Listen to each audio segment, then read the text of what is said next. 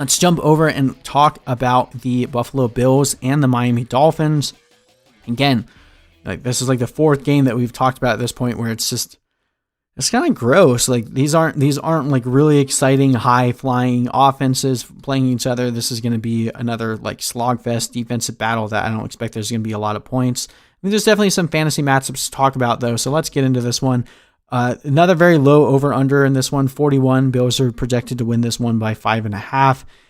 Bills completely destroyed the Jets last week outside of Jamison Crowder's really nice play. There really wasn't any offense to be heard of from the Jets, and that's partially because the Jets just are terrible, but I think the Bills could be one of the more stifling defenses in terms of fantasy points, and then the Dolphins just looked really bad too, playing against the Patriots, who are also a good defense, so I'm expecting a very similar performance from the Dolphins this week versus the Bills that they showed us last week versus the Patriots. Even though this game is at home, I'm not very excited for any Dolphins here.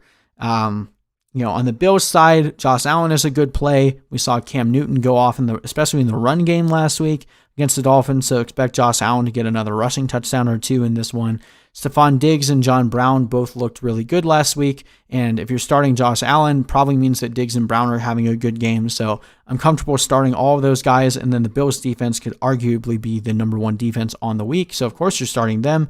The running game is the one that concerns me a bit more. Devin Singletary and Zack Moss were both really bad in the run game last week against the Jets, who, I mean, we'll see overall how their defense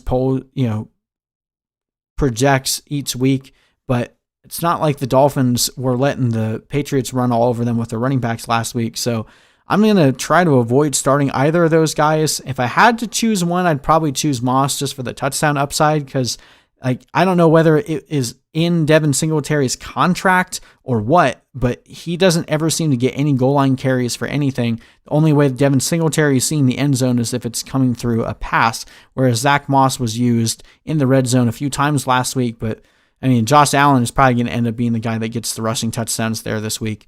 Not starting Cole Beasley or Dawson Knox either. Now on the Dolphins side, Devante Parker returned to practice today, so I'm thinking he's going to be good to go. I'm still comfortable starting him just based on volume alone. And then Mike Gesicki, I mean, he's not someone I'm going to jam into my lineup, but I think he still has a decent chance of performing well against the Bills in this one. We saw Chris Herndon get a lot of targets last week, and he looked okay. I think Mike Gesicki could definitely be in the running to be the only Dolphin to score a touchdown this week. In terms of the running situation, though, we already kind of talked about it earlier when we talked about Jordan Howard in one of the user questions, but Myles Gaskin, Jordan Howard, Matt Breida, it's just a messy situation where I really don't want to be starting anyone. Myles Gaskin had the most workload last week. Jordan Howard missed part of that game due to an injury, but if Jordan Howard ends up getting more of the work this week, will anyone be surprised if Matt Breida all of a sudden shows up as the guy? There's just not really any upside here.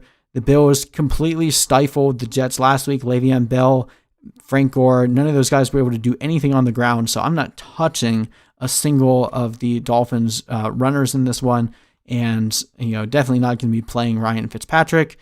We have the Bills winning this one pretty easily, 21-10, not expecting a super high score here. And I mean, honestly, the Bills could score even more points than this if they want to, but it would probably just end up being a low score game because Josh Allen will fumble 2 times in the red zone again.